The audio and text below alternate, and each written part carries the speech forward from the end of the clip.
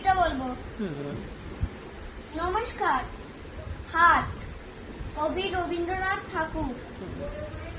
কুমোর পাড়ার গরুর গাড়ি, বজায় করার কলসি হাড়ি।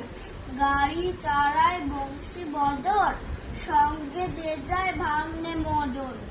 হাট বসেছে শুক্রবারে, বক্সি গন্ডে পর্দা পারে। জিনিসপত্র জুটে এনে গ্রামের মানুষ বেচে কেনে।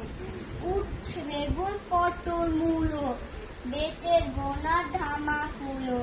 ছোলা ময়দা আঠা, শীতের রেপার নকশা কাটা। ছাঁচি করা বেরি হাটা, শহর থেকে সস্তা ছাটা। কলসি ভরা একো গুড়ে, মাছি যত